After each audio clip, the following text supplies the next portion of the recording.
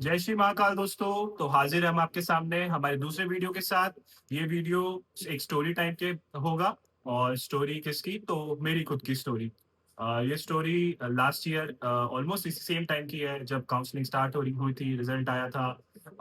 तो कैसे मैंने रिजल्ट को हैंडल किया, काउंसलिंग के सारे राउंड्स को हैंडल किया, काउंसलिंग में कैसे एक्टिवली इन्वॉल्व होकर के बेस्ट डिसीजन लिया जिससे मुझे आज मेरा ब्रांच मिला। तो स्टार्ट करते हैं। बेसिकली मेरा ड्रीम ब्रांच था एमडी मेडिसिन। तो वो बिल्कुल क्लियर था कि एमडी मेडिसिन ही लेना है। और सेकेंड ऑप्शन मैंने कुछ रखा नहीं था। तो यही सबसे बड़ा ड्रॉबैक हो गया कि जब रैंक थोड़ा पीछे आता है, जब आपके हाथ में चीजें नहीं होती है, तब आपको सबसे ज्यादा पैनिक होता है कि अब आप कैसे डिसीजन ले। और मेरा बेसिकली फर्स्ट अटेम्प्ट था, 2018 बैच से हूँ मैं। तो जब रिजल्ट आया, रिजल्ट था मेरा 17,544। 17,544 रैंक था और उस पर क्लियरली मुझे पता था कि मुझे एमडी मेडिसिन गवर्नमेंट इंस्टीट्यूट से नहीं मिलेगा। इवन डीएनबी मेडिसिन भी बहुत रेयर चांसेस था। तो मैं फिर, जैसे कि अभी आप लोग रिलेट कर पा रहे होंगे कि जब आपको नहीं मिलती है जो चीज़ जो आपको चाहिए होती है, तब आप पैनिक में जाते हैं, आप एंजाइटी में जाते हैं। तो वही स्टेट था मेरा भी ऑलमोस्ट। मैं काफ़ी पैनिक हो रहा था, काफ़ी एंशियस हो रहा था। इवन थोड़े टाइम बाद मैंने ड्रॉप लेने का सोच लिया था, मैंने सब्सक्रिप्शंस फिर से ले लिए थे। मैंने स्टार्ट किया भी थोड़ा पढ़ना, पर बेसिकली हो नहीं पा रहा था, मैं बैठ नहीं पा रहा था, क्योंकि इंटर्नशिप के साथ मैंने पढ़ाई की थी और सिंसियर अटेम्प्ट दिया था। तो इसलिए मुझे ऐसा लग रहा था कि अब फिर से इतना सारा नहीं हो पाएगा। वो थोड़ा पर्सनल चीज़ हो गया कि मुझे ऐसा लग रहा था कि मैं नहीं कर पाऊँगा फिर से इतना 1 साल दे करके बैठना। तो फिर मैंने डिसाइड किया कि काफ़ी लोगों से बात करके, काफ़ी खुद से सोच करके कि जो भी मिलता है उसको एक्सेप्ट करके, पर बेसिकली कुछ भी लेना है, ड्रॉप नहीं लेना है। ब्रांच के साथ कॉम्प्रो करते हैं पर ड्रॉप नहीं लेना है। तो फिर मैंने शॉर्टलिस्ट किया कि मुझे क्या-क्या मिल सकता है। तो बेसिकली मैं मध्य प्रदेश से हूँ, तो मुझे एमपी में स्टेट काउंसलिंग से गवर्नमेंट मेडिकल कॉलेज में मुझे गवर्नमेंट ही लेना था, प्राइवेट मेडिकल कॉलेज लेना नहीं था। तो गवर्नमेंट से मुझे basically ENT, ophthalmology, anaesthesiology, psychiatry और ये सब मिल रहा था ईज़िली। देन ऑल इंडिया से मुझे डीएनबी में ऑप्शंस थे। ये तो ऑल इंडिया से ही मिल रहा था, पर डीएनबी में ऑर्थोपेडिक्स, डीएनबी सर्जरी और कुछ स्टेट से डीएनबी पीडियाट्रिक्स मिल सकता था कि कश्मीर या फिर थोड़ा साउथ साइड जाना पड़े। तो अगेन जब ज़्यादा चॉइसेस आपके पास आती है तो आप और ज़्यादा कंफ्यूज होते हो, और ज़्यादा आप एंग्शियस होते हो। आपको कम चॉइसेस में आपके पास ईज़ी होता है डिसीजन लेना। तो अगेन फिर से वही लूप होल में मैं फँसता जा रहा था कि राउंड्स आ रहे थे और मैं अंदर से डिसाइड नहीं कर पा रहा था कि मुझे करना क्या है। मैं हर ब्रांच के बारे में बहुत लोगों से पूछा, कंसल्टेंट लेवल से पूछा, रेसिडेंट से भी पूछा, मेरे फ्रेंड्स से पूछा, सबसे पूछा।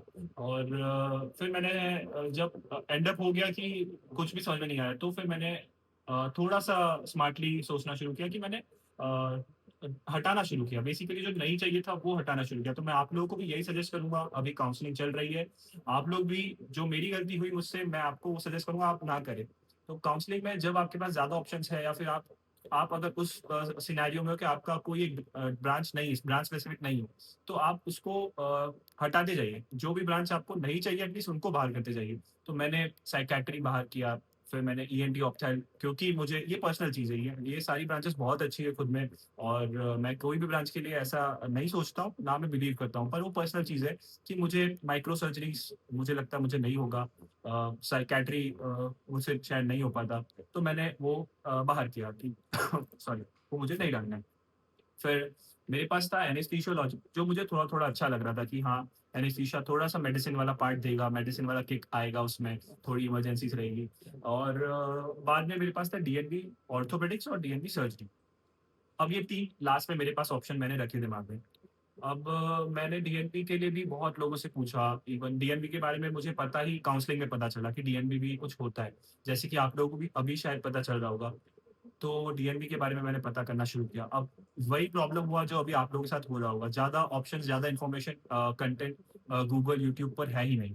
तो मैंने जितना निकाल पाया निकाला मैंने, कुछ लोगों से बात की जो डीएनबी कर रहे हैं। तो फिर मुझे इन शॉर्ट पता चला कि सर्जिकल ब्रांचेस में डीएनबी में कट थोड़ा-सा कम मिलता है। मतलब कट का मतलब क्या है कि आपको हैंड्स ऑन, कि आपको खुद से सर्जरी करने के मौके थोड़े से कम मिलते हैं कंपैरेटिवली टू गवर्नमेंट कॉलेज। तो मैंने सोचा ठीक है, देखते हैं। अब राउंड्स चल रहे थे। फर्स्ट राउंड हुआ एमपी में, कुछ नहीं मिला, ऑल इंडिया में कुछ नहीं मिला। सेकंड राउंड हुआ एमपी में, ऑल इंडिया में कुछ नहीं मिला।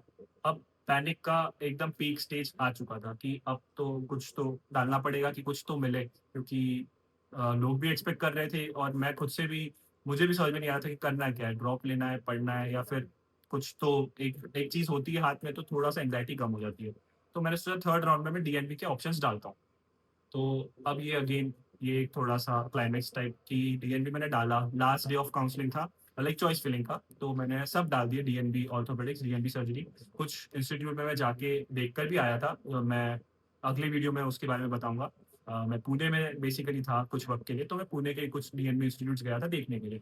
उसके बारे में मैं नेक्स्ट वीडियो में डेफ़िनिटली बताऊँगा।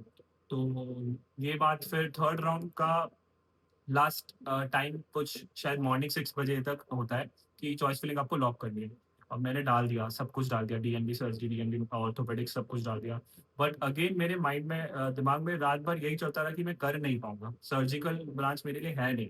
मुझे यही बहुत एंग्ज़ायटी हो रहा था कि मैंने अगर मिल गया ऑर्थोपेडिक्स या सर्जरी तो मैं करूँगा कैसे? तो थोड़ा-सा पर्सनल चीज़ की सर्जिकल ब्रांच मुझे शुरू से ही मैंने एक्सपोज़र था नहीं बेसिकली। इंटर्नशिप में भी एक्सपोज़र नहीं था और ना ही मैंने सोचा था। तो फिर लिटरली मैंने रात को 3 बजे उठ कर के वो सारे options DNB surgery, DNB orthopaedics के सारे डिलीट करे। एंड आज मुझे इस डिसीजन का बहुत ज़्यादा कह सकते हैं कि मुझे प्राउड होता है कि मैंने वो डिसीजन लिया कि मुझे जो नहीं लेना था वो मैंने हटाया। तो मैं आप लोगों को भी यही सजेस्ट करूँगा कि जो गट फीलिंग आ रही है उस पर जाइए। जो क्योंकि लास्ट में बहुत चांसेस बनते हैं। स्ट्रे राउंड में चांसेस बनते हैं, इवन मॉप अप राउंड में भी चांसेस बनते हैं एंड एट द एंड अगर नहीं भी बनते तो आप एटलीस्ट आपने खुद का डिसीजन लिया। आपको बाद में रिग्रेट नहीं हुआ कि मुझे खुद का डिसीजन नहीं लिया, मैं इन्फ्लुएंस हुआ किसी से। तो मैंने वो सारे ऑप्शंस हटा दिए। डीएनबी सर्जरी, डीएनबी ऑर्थोपेडिक्स सब हटा दिया। मैंने सिर्फ रखा MD medicine, MD peds, MD obs gynae और बस इतने ही। उसके अलावा मैंने रेडियोलॉजी रखा था क्योंकि पर वो तो ऐसा कि मुझे मिलना तो है नहीं। और इन सब के अलावा मैंने जो बेसिक ब्रांचेस हर कोई डालता है, MD radiology, DNB radiology, MD डर्मेट और डीएनबी डर्मेटोलॉजी, ये सब डाला मैंने थर्ड राउंड। तो फिर थर्ड राउंड का रिजल्ट आया। मुझे एक्सपेक्टेड वैसे था कि अगेन इसमें भी कुछ मिलेगा नहीं मुझे। डीएनबी मेडिसिन थोड़ा सा, डीएनबी पीट्स का थोड़ा सा था, पर मैंने वो जगह डाली नहीं जहाँ पे मुझे मिल सकता था। वो थी कश्मीर में, कोई तो कॉलेज था कश्मीर में, डिस्ट्रिक्ट हॉस्पिटल, जहाँ पे डीएनबी पीट्स मेरी रैंक तक गया था, क्योंकि वो सिनेरियो वहाँ पे कुछ तो उस वक़्त सेफ नहीं था। देन अब थर्ड राउंड भी हो गया और एमपी का सेकंड राउंड हो गया था। तो आप लोगों को शायद पता होगा कि लास्ट ईयर एमपी की काउंसलिंग बहुत डिले हो गई थी। तो उस वजह से थोड़ा-सा एक एज मिला कि हम दोनों में पार्ट ले पा रहे थे। जिसे कुछ नहीं मिला था अभी तक, लाइक थर्ड राउंड तक ऑल इंडिया में नहीं मिला। वो एमपी के मॉप अप में और स्टे राउंड में दोनों में बैठ पा रहा था। तो अब मेरे पास लास्ट ऑप्शन थे यही कि एमपी का मॉप अप और ऑल इंडिया स्टे राउंड। तो फिर अब मैंने बहुत सोचा कि अब तो लास्ट है जो है यही है, इसके बाद में तो खत्म है, ड्रॉप है। फिर मैंने डिसाइड किया कि ठीक है, अब लेते हैं जो भी मिल रहा है, जो अब लेना तो है तो इसलिए अब डालते हैं, चॉइस में भरते हैं। तो अब चॉइस फिलिंग मैंने की, अगेन स्ट्रे राउंड की चॉइस फिलिंग में मैंने वही वापस सेम ऑर्डर रखा, MD radio, DNB radio, DMRD, फिर एमडी डरमैट और डीएनबी डरमैट एंड मेडिसिन। फिर मेडिसिन का डीएनबी, पीड्स, पीड्स का डीएनबी, फिर obs gynae, MS general surgery और एमएस ऑर्थोपेडिक्स। क्योंकि अब मुझे ऐसा था ड्रॉप नहीं लेना है। ब्रांच भी था दिमाग में, पर ड्रॉप नहीं लेना ये ज़्यादा इंपॉर्टेंट था मेरे लिए। ब्रांच के साथ मैं शायद कॉम्प्रो बाद में जाकर के कुछ टाइम बाद कर लेता, पर ड्रॉप तो मैं नहीं ले पाता। तो ऐसा मैंने इसमें ऑल इंडिया में ये ऑर्डर रखा। और स्टेट राउंड में एमपी में मैंने order same, almost same order रखा, जिसमें MS general surgery, MS orthopaedics last में रखे थे, ऊपर रेडियो, डर्मा, मेडिसिन और पीड्स और ऑब्स गायनी। फिर लास्ट रिजल्ट आया। तो ये रिजल्ट का सीन ऐसा हुआ कि मॉर्निंग में रिजल्ट आया ऑल इंडिया स्ट्रे राउंड का और इवनिंग में आया एमपी का मॉकअप राउंड।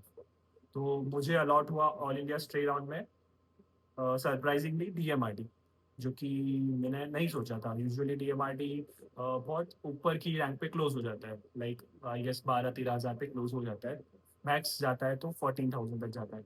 और तो मैं तो सरप्राइज़ था। मैं काफ़ी खुश था कि डीएमआरडी रेडियोलॉजी का कोई भी फॉर्म मिल जाए, फर्स्ट आपका इंप्रेशन अच्छा ही होता है कि ठीक है। उस वक़्त ऐसा दिमाग में नहीं आया कि डीएमआरडी या डिप्लोमा है, बट रेडियोलॉजी है तो आई वाज़ प्रीटी हैप्पी। और मैंने दिमाग में फाइनल कर लिया था कि मुझे अब यही लेना है और इसी में एडमिशन लेकर के सेटल होना है। क्योंकि रेडियोलॉजी मिलना ही इसमें लाइक बहुत टफ होता है। देन ऑलमोस्ट सब कुछ हो गया। आई वाज़ लाइक कि हाँ, ठीक है अब जाना है, एडमिशन लेना है, ऐसा-वैसा। शाम को रिज़ल्ट आता है एमपी के मॉपअप राउंड का और उसमें भी सरप्राइज़िंगली मुझे अलॉट होता है एमएस जनरल सर्जरी और वो भी एमपी के सबसे बेस्ट गवर्नमेंट मेडिकल कॉलेज में जो कि है एमजीएम इंदौर। अब सिचुएशन ऐसी हो गई कि जब कुछ नहीं मिल रहा था तो कुछ भी नहीं मिल रहा था और जब मिला तो दोनों में बेस्ट ऑप्शंस काइंड ऑफ मिल गए। तो अब डिसाइड मुझे करना था। अभी तक सीन ऐसा था कि मैं खुद से लाइक स्ट्रगल कर रहा था कि कुछ मिले, कुछ मिले, कुछ मिले। अभी मिल गया है और अब स्ट्रगल उल्टा हो गया है कि क्या लेना है। तो काइंड ऑफ अच्छा स्ट्रगल था। पर मैंने फिर बात की, लोगों से बात की। जो सर्जरी मेरे कुछ नोन लोग हैं, मेरे अंकल हैं, उनसे बात की और रेडियोलॉजी में भी मेरे कुछ सीनियर्स हैं, उनसे बात की एंड देन फाइनली मैंने डिसाइड किया कि मैं यही लूँगा डिप्लोमा इन रेडियो डायग्नोसिस और मैंने जाकर के फिर इसमें एडमिशन लिया। तो last but not the least ये वीडियो से यही मोटिव था कि आप लोगों को भी मैं यही बताऊँ बेसिकली एक कंडीशन ऑफ मिड रैंकर कि जिस कंडीशन में मैं लास्ट ईयर था 17,000 पे, इस कंडीशन में काफ़ी लोग अभी होंगे। काफ़ी मेरे दोस्त हैं, काफ़ी मेरे सीनियर्स हैं, तो उन लोगों का मुझे कॉल आता था कि कैसे क हैंडल करें। तो ओवरऑल इन जनरल ये सबके लिए ही एक वीडियो है, एक छोटा-सा मैसेज है कि आप स्टे राउंड तक और मॉप अप राउंड तक जाइए। आप थोड़ा-सा हिम्मत रखिए। जो ब्रांच आपको नहीं लेना है एटलीस्ट वो बिल्कुल भी फिल ना कीजिए क्योंकि लास्ट के जो आपके चांसेस होंगे वो आप देख ही नहीं पाओगे, आप खेल ही नहीं पाओगे। तो मैं आपको सिर्फ छोटा सा यही एक मैसेज है कि जो नहीं लेना है उसको एक्सक्लूड कर दीजिए।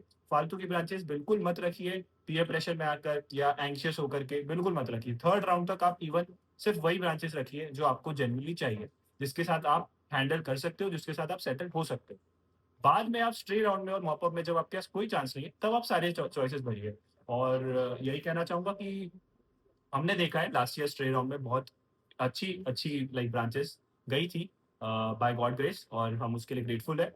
और सो ऑल द बेस्ट। कोई भी काउंसलिंग से रिलेटेड आपको कुछ क्वेरी है, प्लीज़ जेन्युइनली आप कमेंट्स में रखिए। हम लोग नेक्स्ट वीडियो पे उस पे बात करेंगे। Thank you. तब तक के लिए do like, share and comment our channel that is doctors in the dark room. Thank you.